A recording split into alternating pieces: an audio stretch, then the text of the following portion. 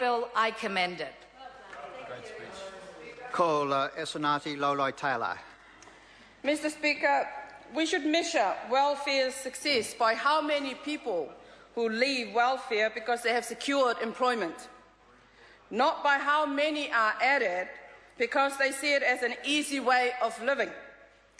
Success in welfare also is dependent on paid employment or jobs being created for beneficiaries to undertake. More importantly, that these outcomes must be achieved without dictating to good citizens of New Zealand how they should raise their children or whether all childcare centres are better than good, dedicated parents who passionately believe in quality home education that they are more than capable to provide themselves. As a member of the Social Services Select Committee, I know that Paula Bennett's second phase of welfare reform seeks to alter categorical distinctions from the current benefit system and attach employment availability expectations upon those who receive benefit. Currently, we have 7 categories that all beneficiaries should fall under. The proposed changes reduce these categories to just 3. First, job seeker support, 2, sole parent support, and 3, supported living payment. The 3 new categories are designed to reinforce the work focus slogan that is attached to these welfare changes, which will ultimately affect any future eligibility criterion because there are strings attached to these 3 newly proposed categories. Guess what? It is work, work, work, work and work. The bill is designed to reinforce its primary focus of supporting beneficiaries to move into paid employment by introducing a suite of detailed rules for the new benefits that work collectively to create a much more active benefit system than encourages independence. And New Zealand First supports this intention, but New Zealand First challenges the Minister and this government of how they can ensure that it is done fairly and properly. The new changes will not only seek to establish a work-focused initiative within the benefit system, but it is also inclusive of recipients that are either sick or disabled. There are absolutely no exemptions. But if the beneficiary is found to be unable to gain paid employment, then they are afforded a delay in the work-focus initiative.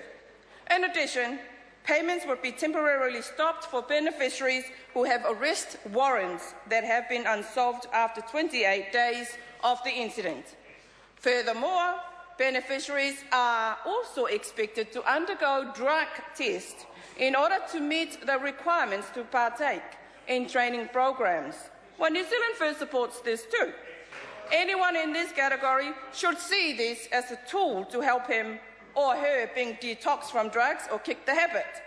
After all, at the end of his or her life, you will never regret not having passed one more test, not winning one more verdict, or not closing one more deal. Drug testing is mandatory, and failure to comply with the rules attract penalties regarding benefit payments, even though not all beneficiaries will be drug tested. As if there is no societal double standard about how beneficiaries are perceived, this will create further inequality within our welfare system, where some beneficiaries are targeted and others aren't. This will become problematic in the future and foster greater disharmony for New Zealanders, whether they receive a benefit or not. This may prove to be counterproductive if we examine the underlying intentions of the bill, which aims to improve social and economic outcomes for all beneficiaries.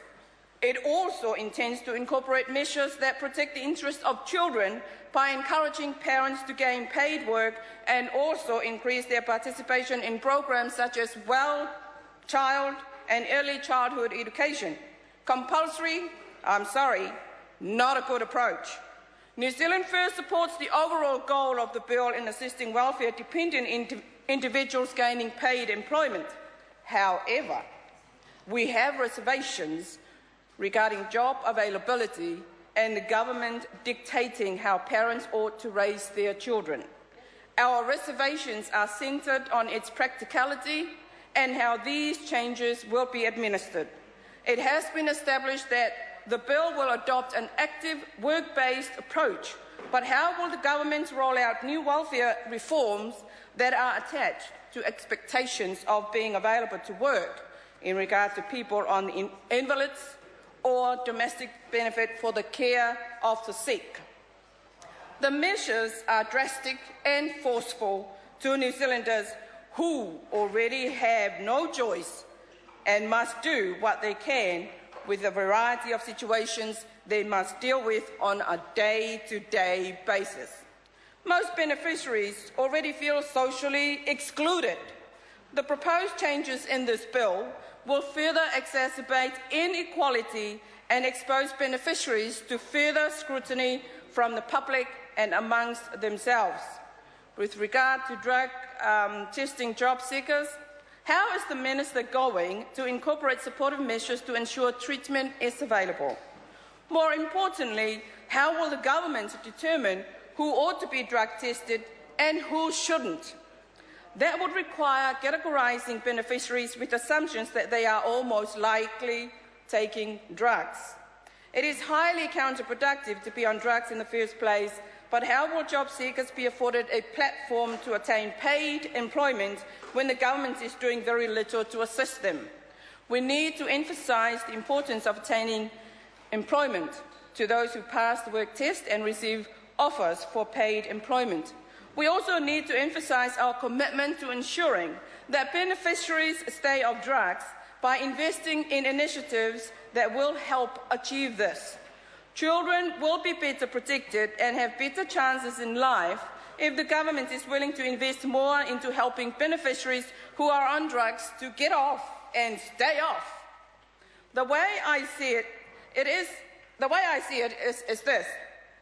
We are not investing in just simply helping people get off drugs. We are helping secure a brighter future for the children that are affected and improving their chances in life. Is that not worth fighting for? Evidently, and I'm glad that you agree, evidently the new approach is focused on getting beneficiaries off welfare and into paid employment. But how many jobs is the government going to create in order to accommodate requirements surrounding sole parents, for example, that they work part-time when their youngest child is school age and then full-time when their youngest child is 14 years? In what capacity will work and income assist in training and upskilling beneficiaries for desirable jobs?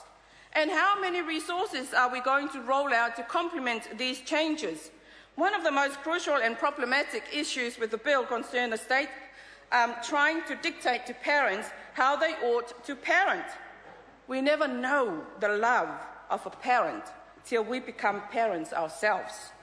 So this bill in theory means the state is forcing parents to put their children through ECE by the age of 3. This will not only impose rules on parents which will conflict with their freedom of choice, but it will also separate parents from their children. I have gone through the submission, and an overwhelming majority of parents want to decide for themselves how they raise their children and when the appropriate time would be for them to be enrolled in ECE. This is the domain that the state needs to treat with caution, because the backlash will only worsen the situation and intentions of this bill. New Zealand First is committed to ensuring that people move from dependence to the state to a state of independence. We also believe that it is important for people to obtain and retain a sense of worth and self-esteem by making a contribution to their society. Can the Minister honestly say that she would be happy to clean toilets and on a minimum wage with 5 children to feed because work and income are forcing her to accept paid employment?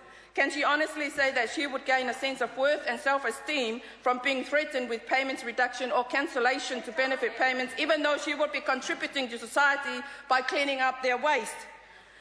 Mr. Speaker, this will not only encourage people Sorry to gain interrupt the honourable benefits, member. Her but time has expired.